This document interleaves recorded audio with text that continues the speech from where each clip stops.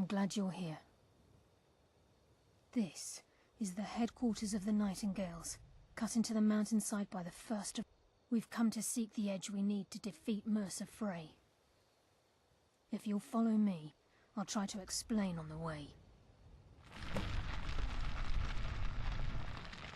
This way, please.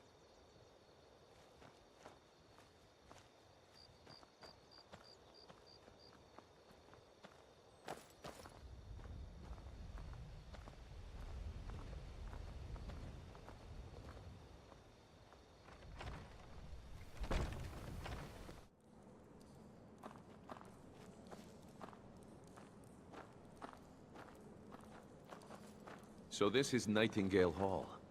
I heard about this place when I joined the guild, but I never believed it existed. The assumption that the Nightingales were just a myth was seeded within the guild on purpose. It helped divert attention from our true nature. What's wrong, Brynjolf? I can almost hear your brow furrowing. I'm trying to understand why I'm here, lass. I'm no priest, and I'm certainly not religious. Why pick me? This isn't about religion, Brynjolf. It's business.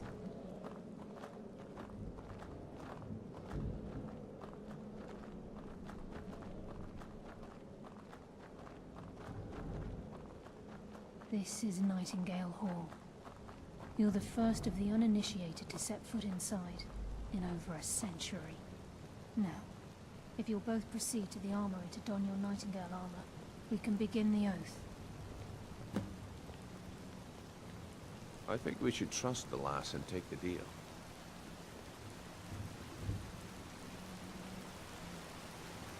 You appear hesitant to don your Nightingale armor. What's troubling you?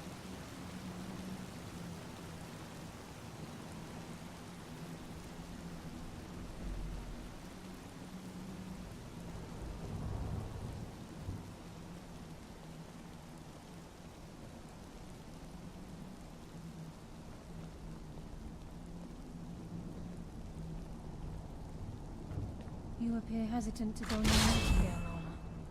What's troubling you? I think we should trust the lass and take the deal.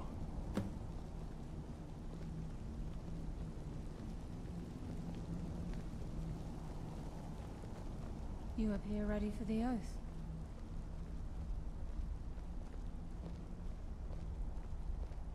You appear ready for the oath.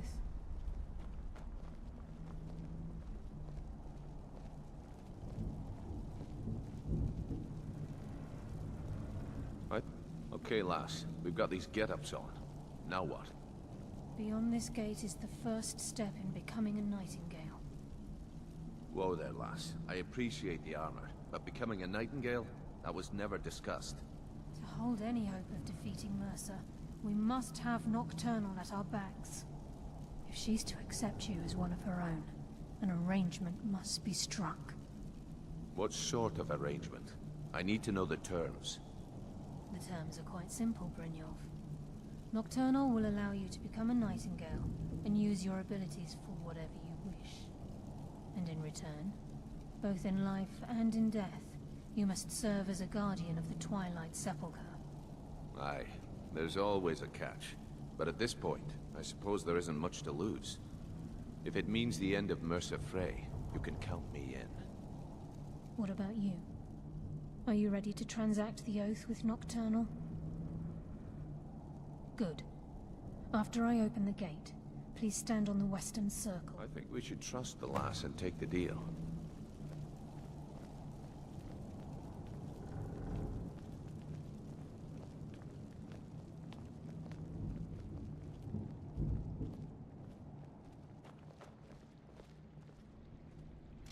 Time's wasting, and Mercer's still out there. Let's get this show on the road.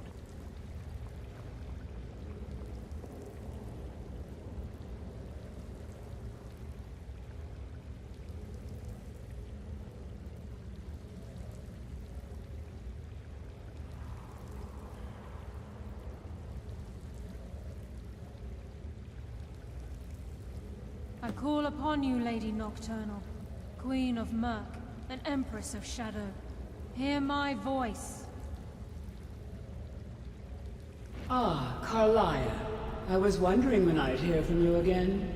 Lose something, did we? My lady, I've come before you to throw myself upon your mercy, and to accept responsibility for my failure. You're already mine, Carlia. Your terms were struck long ago. What could you possibly offer me now? I have two others that wish to transact the oath, to serve you both in life and in death. You surprise me, Carlia. This offer is definitely weighted in my favor. My appetite for Mercer's demise exceeds my craving for wealth, Your Grace. Revenge. How interesting. Very well. The conditions are acceptable. You may proceed. Lady Nocturnal, we accept your terms.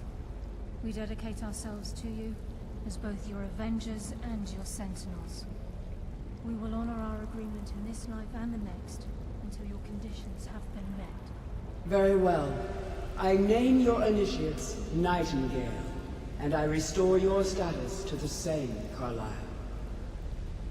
And in the future, I'd suggest you refrain from disappointing me again.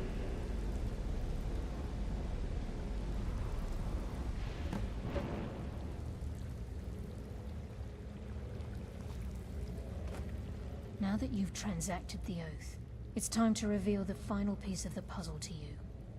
Mercer's true crime. Mercer was able to unlock the Guild's vault without 2 keys because of what he stole from the Twilight Sepulchre. By doing this, he's compromised our ties to Nocturnal, and in essence, caused our luck to run dry. Well, yes, but the key isn't only restricted to physical barrier. All of us possess untapped abilities, the potential to wield great power securely sealed within our minds. Once you realize the key can access these traits, the potential becomes limitless. Good. Then you understand why this is about more than just Mercer's lust for power. If the key isn't returned to its lock in the Twilight Sepulchre, things will never be the same for the Guild. As time passed, our luck would diminish to the point of non-existence. And whether you know it or not, our uncanny luck... Very true. In our line of work, it's quite rare we set out to return a stolen... Before we depart, Brynjolf has some business to discuss. I suggest you listen to him. Listen, lad. There's one last piece of business we need to settle before we go after Mercer. The leadership of the Guild. Carlia and I had a long discussion before you arrived here. Thanks to your efforts, Mercer's treachery has been exposed. After we deal with him, all that remains is restoring... As a result, we both feel that you have the potential of replacing Mercer as leader of the Thieves' Guild. I've been at this game a long time, my friend. A long time. I've stolen trinkets from nobles and framed priests. I'm good at what I do. Maybe even one of the best. But it's all I've never been one to lead. Never desired it, never cared for it. Don't want it. Ha! Spoken like the leader of the Thieves' Guild. Just don't lose yourself in the role. We have a bit of an errand to run before your coronation. Then it's decided. When this is all over and Delvin's contacts assure me that we've regained our footing in Skyrim, we'll handle the details. Until then, we have quite the task ahead. I've been poring over the plans you brought us, and I'm convinced the eyes of the Falmer are in the Dwarven ruins at Erkenthand. Carlia and I will meet you there. Prepare yourself, lad. This will be a fight to remember.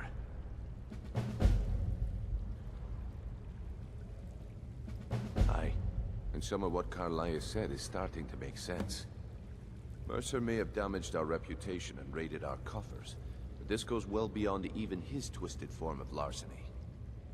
Old Delvin kept calling it a curse, and we all laughed at him. Looks like the joke's on us. Until next we meet, lad.